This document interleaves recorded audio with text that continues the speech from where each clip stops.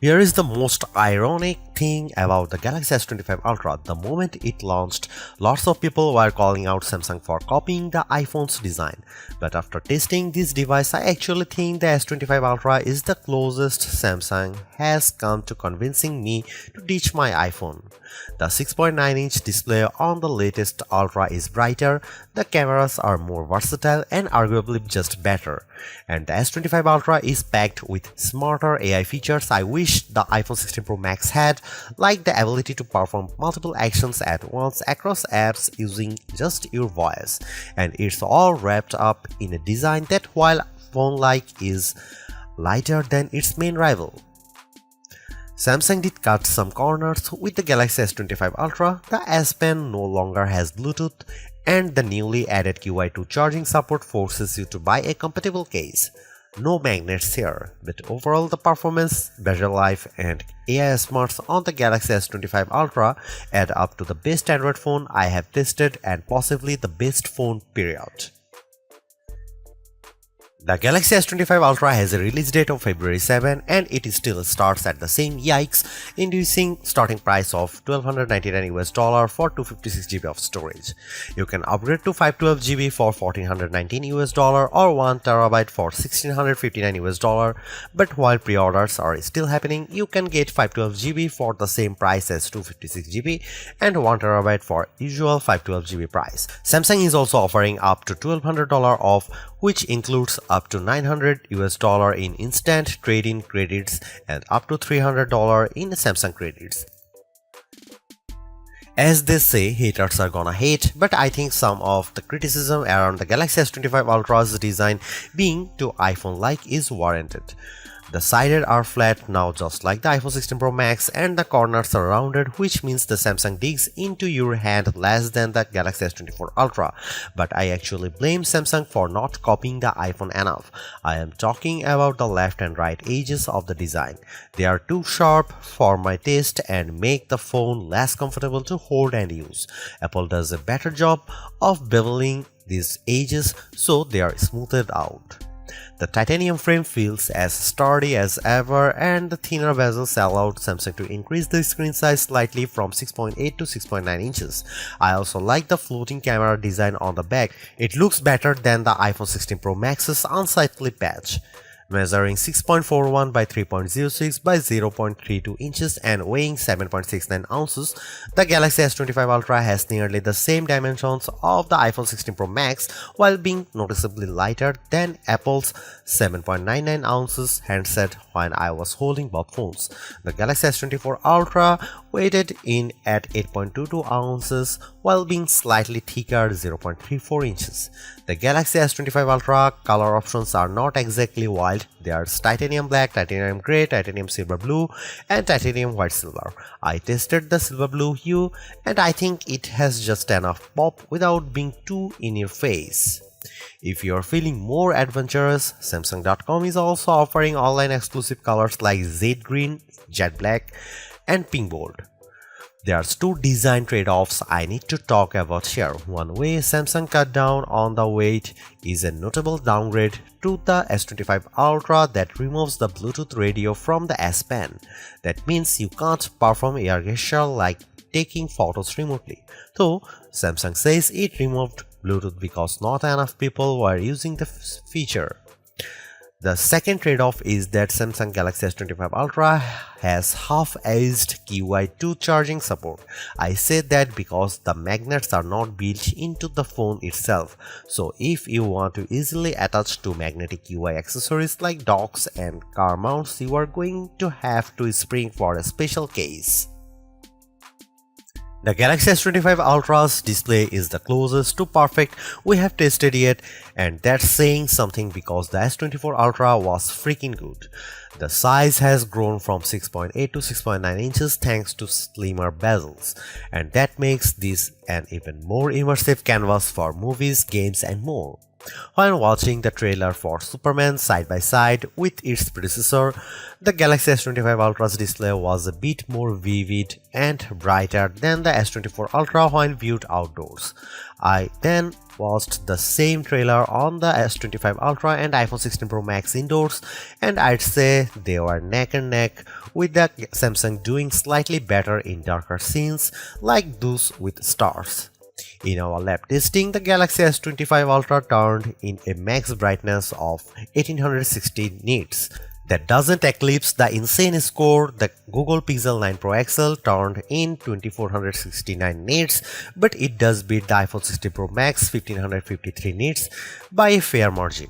The Galaxy S25 Ultra also turned in better scores for color saturation, covering 128.1% of sRGB color gamut and 90.8% of DCI-P3 color space. The iPhone 16 Pro Max hit 114% and 80.9% respectively.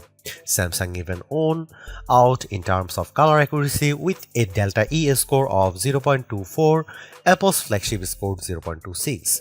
You can get even richer color if you set the Samsung display to vivid mode. The S25 Ultra's screen promises better durability too. Though we have not been able to test it, it's made of Corning Gorilla Armor 2, which is designed to provide better drop protection and better scratch resistance. There is always that one feature that you want to show your family and friends when checking out a new phone, and with the Galaxy S25 Ultra, that's cross-app action. With Google Gemini now deeply integrated into Samsung's flagship, you can accomplish multiple things at once using just your voice.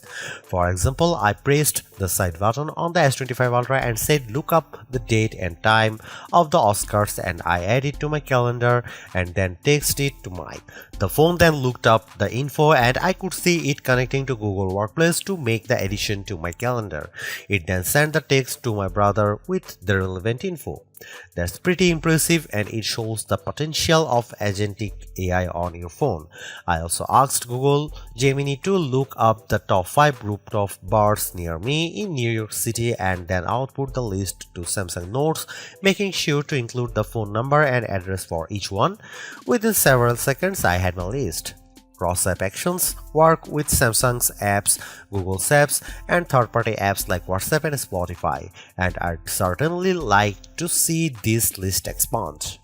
Another helpful new AI feature is AI Select, a key part of Samsung's One UI 7 software that can look at the content on your screen and provide contextually relevant suggestions. For example, I could easily turn a portion of a YouTube short video into a GIF with a couple of taps. Note that this feature is different from the popular Circle to Search, which gains new powers with Galaxy S25 Ultra. You still long press the home button to activate Circle to Search, but it can now recognize emails, phone numbers, and URLs on your screen. You just tap and go. Plus, Circle to Search can now recognize sounds or music in things like videos. Personalization is another big theme with Galaxy S25 Ultra and One UI 7, and that comes with two major AI features. The first is Now Brief, which can give you a quick summary to start your day. You will be able to see the latest weather, your upcoming appointments, and the latest news at a glance, as well as suggested Spotify playlist. The idea is that Now Brief will get smarter over time as it learns more about you via what's called the personal data engine. Think of it as a personalized large language model. The Now Brief can also summarize things like the energy score from your Galaxy Watch, as well as show highlight photos from your day out. I'd like to give Now Brief more time to see if it lives up to its actionable insights promises, but at least during my testing, it was a bit too bare bones. The Now Bar is a hand tool that's designed to give you timely info on your lock screen, from sports scores and reminders to timers and directions. It's very similar to live activities on the iPhone, and I like how you can easily flip between multiple alert boxes on your home screen, which are stacked on top of each other like cards. However, I'd like to see Samsung add more partners such as Uber for seeing your rideshare status at a glance, or DoorDash for your delivery updates. The Galaxy S25 Ultra has lots of other AI powers that are worth trying out. With the help of Google Gemini, I can ask about a video I am watching on YouTube and get quick answers to questions.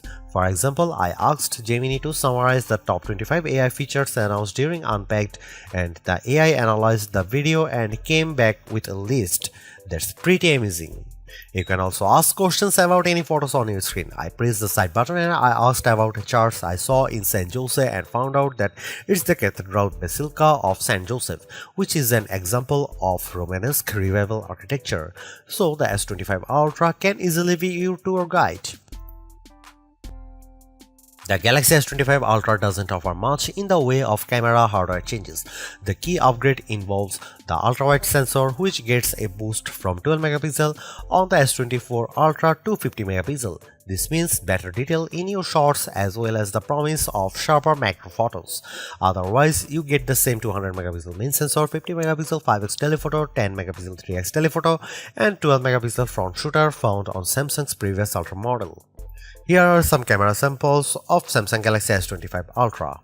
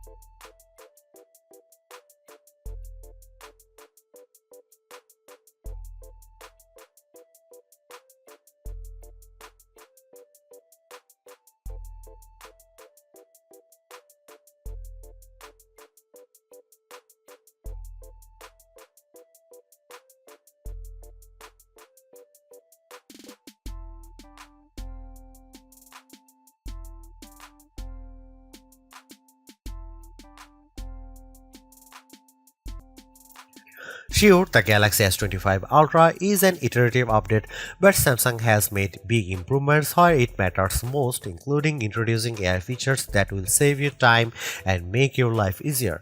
The ability to perform actions across multiple apps at once using your voice has the potential to change how we interact with our phones forever. But it's clear that Samsung needs to add more partners both for this AI agent feature and for things like Now Bar.